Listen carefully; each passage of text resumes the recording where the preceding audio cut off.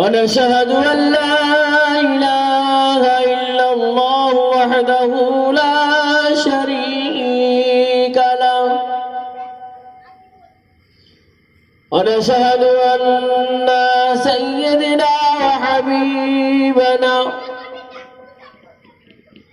وطبيبنا ومحبوبنا ومولانا محمدا عبده ورسوله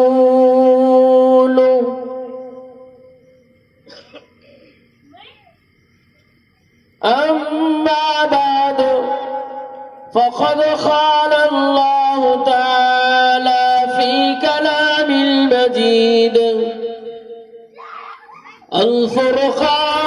الفرقان الحميد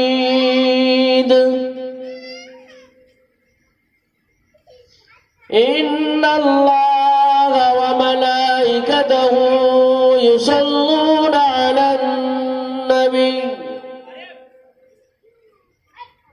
يا أيها الذين آمنوا صلوا عليه وسلموا تسليما درود اللهم صل على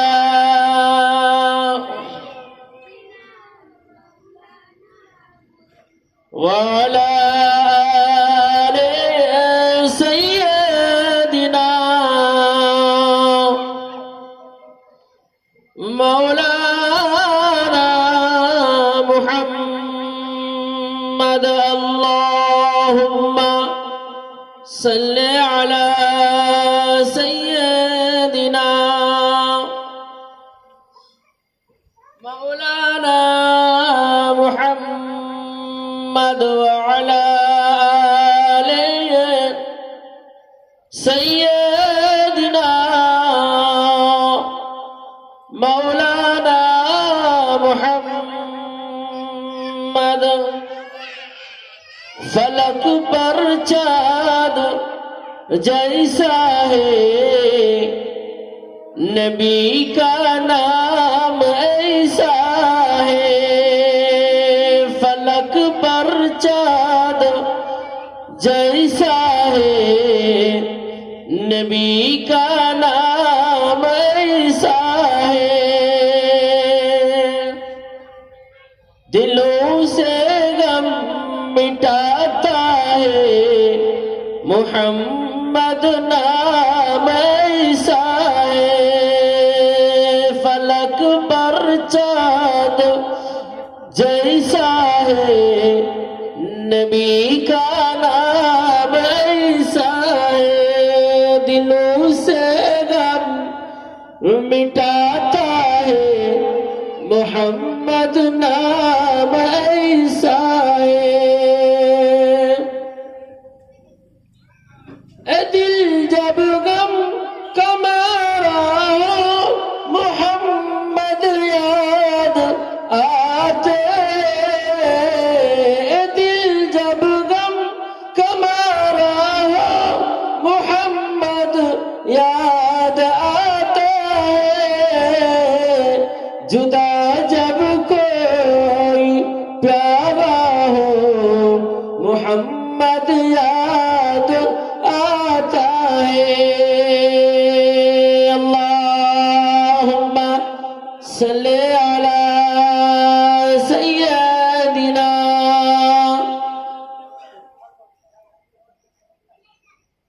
व अला आलि सय्यदिना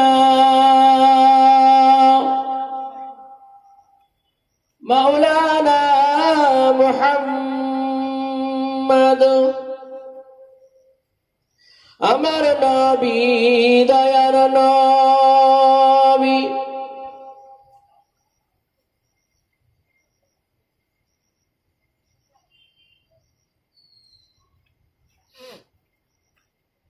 আমার নবী দয়ার নবী রাস্তা দিয়ে হেঁটে যায়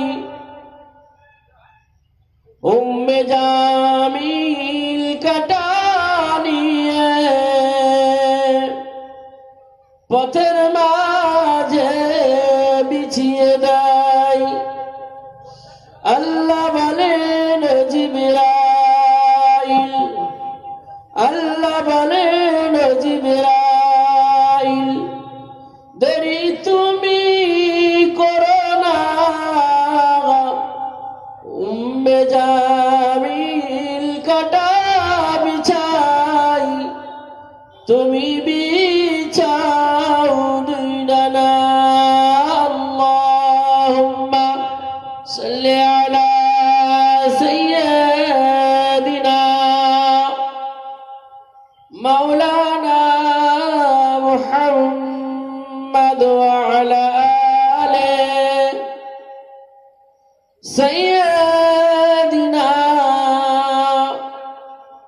মাওলানা মুহাম্মদ। কালিমা জিকির লা ইলাহা ইল্লাল্লাহ, লা ইলাহা ইল্লাল্লাহ, লা ইলাহা ইল্লাল্লাহ, লা ইলাহা ইল্লাল্লাহ, লা ইলাহা ইল্লাল্লাহ মুহাম্মাদুর রাসূলুল্লাহ।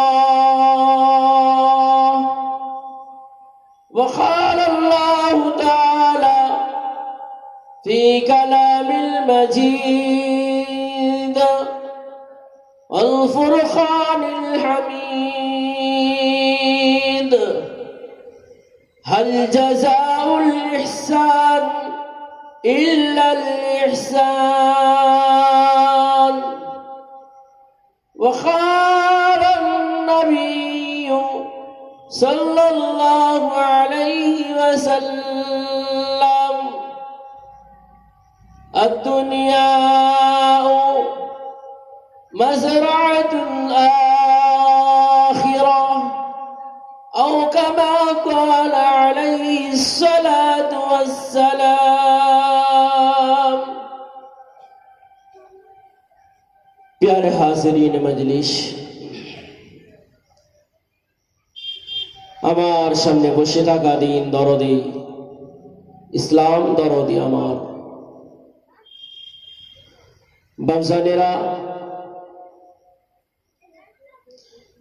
পর্দার আড়ালে বসে থাকা আমার পর্দানশীনা ধার্মিকা আবিদা আমার মা ও বোনেরা,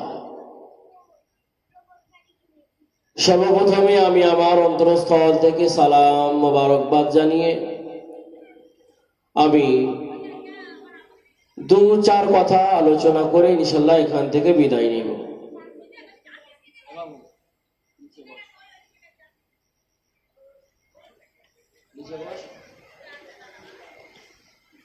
তারপরে পরে আমাদের আমন্ত্রিত বক্তা হুজুর এসে গিয়েছেন। বারবার করে আপনাদের মাইকের সাহায্যে ডাকা হচ্ছে, দাওয়াত দেওয়া হচ্ছে, আপনারা এখানে ওখানে না ছড়িয়ে ছিটিয়ে থেকে এরকম একটা জান্নাতের বাগানকে আমরা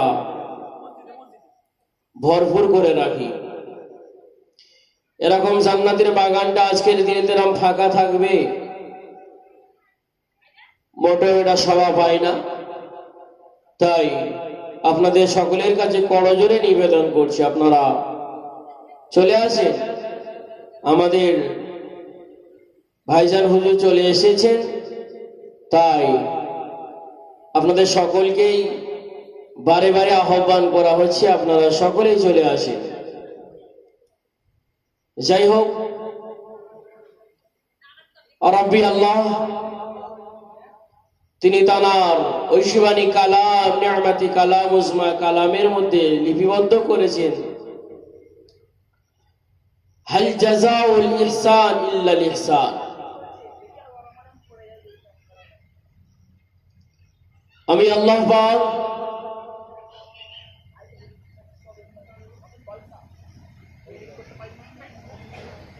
সব কাজের প্রতিদান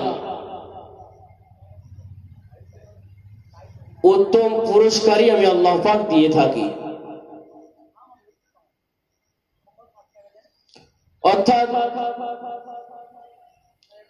দুনিয়াতে মানুষ চলাফেরা করে, ইনসান চলাফেরা করে, আল্লাহ পাকের 18,000 মখলুকাত চলাফেরা করে।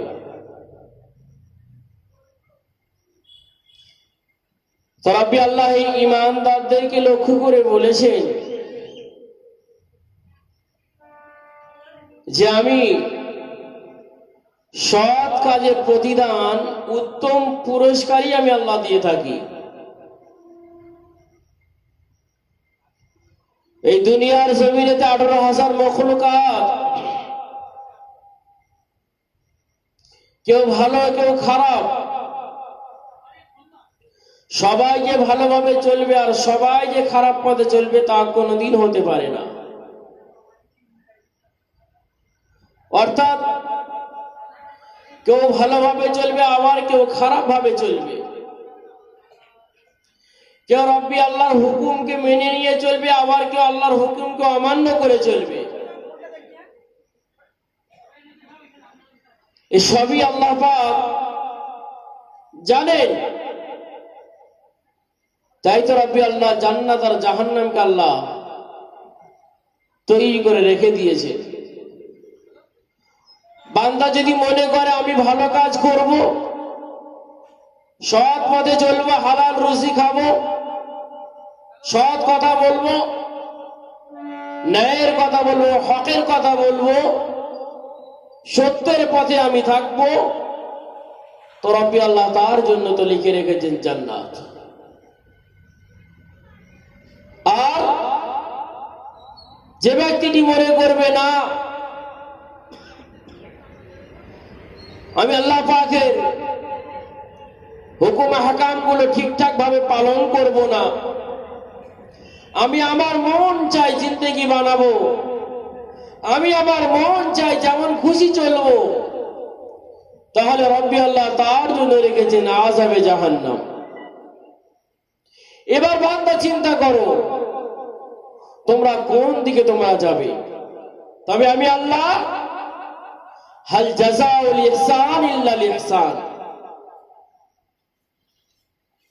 আমি আল্লাহ কিন্তু সঠিক বিচার করে থাকবো। দুনিয়ার মানুষ যদি কোনো ব্যক্তি কারোর কাছে ভুল যদি করে ফেলে, যদি কোনো ব্যক্তি যদি কারোর কাছে যদি কোনো বিষয় যদি ভুল যদি করে থাকে, সেই ব্যক্তি দুটো চলাফেরা সম্পূর্ণ আলাদা হয়ে যায়। জি, যদি ভুল যদি আমি যদি করে থাকি, তাহলে সেই ব্যক্তিটি এমন ভাবে চলাফেরা করে যে সেই যেন এখন ডন হয়ে চলে, মানে আমি ভুল করিনি, করেছিস তুই। তারপরে তার চোখের সামনে যখনই পড়ে তখন বুক ফুলিয়ে চলে। অথচ যে ব্যক্তিটি ভুল করেছে সে চাইছে যে ওই ভাইটাকে মিলিয়ে নিয়ে চলবো, ওই সাথী ভাইটার সাথে কথা বলবো, কিন্তু তার চলা তার অ্যাটিটিউড দেখে এই ব্যক্তিটি তার সাথে মিল মহব্বত করতে পারছে না, ভয়। কিন্তু আমার আল্লাহ বলেছেন বান্দা তুমি যদি ভালো কাজ যদি করতে পারো, সৎ কাজ যদি করতে পারো,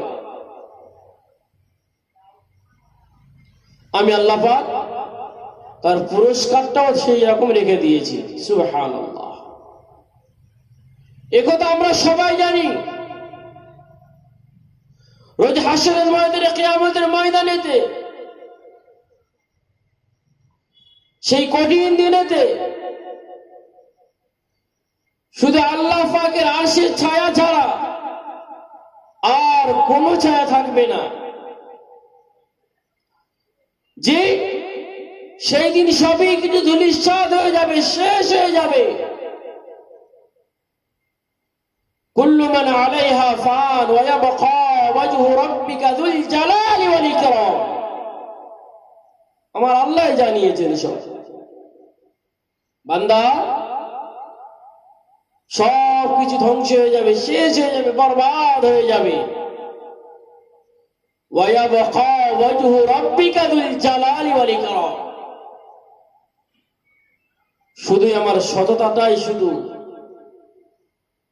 বেঁচে থাকবে, বাকি সব শেষ হয়ে যাবে। তাই আমরা ঈমানদার, আমাদের চলা, আমাদের ওঠা বসা যদি সৎ পথে যদি হয়ে থাকে, যদি হকের পথে যদি হয়ে থাকে, যদি একগ্রতার সাথে যদি আমার যদি চলাফেরা যদি ঠিকঠাক যদি থাকে, তাহলে আমার পুরস্কার তো ভালোই থাকবে। আর যদি আমি মনে করি মন চাই জিন্দেগি, তাহলে কিন্তু তোমার পুরস্কার সেই রকম থাকবে। এটা মাথায় রাখতে হবে। রাব্বি আল্লাহ জানিয়েছেন ওই রকম কঠিন দিনে আরশের ছায়া যে আমার আছে, ওই আরশের ছায়া 7 শ্রেণীর ব্যক্তির জন্য থাকবে। কয় শ্রেণীর ব্যক্তি? 7 শ্রেণীর মানুষের জন্য থাকবে। সবাই তো মাখলুকাত আল্লাহ পাকের, সকলেই কি আরশের ছায়া পাবে বলে মনে হয়? মোটেও নয়। যে 7 শ্রেণী মানুষের মধ্যে থেকে 1 নম্বর যিনি থাকবেন ইমামুন আদিলুন। কোথায় পাবেন? যে তাফসীর ঘাটলে দেখতে পাওয়া যাবে ইমামুন আদিলুন কে সে, কোন ব্যক্তি?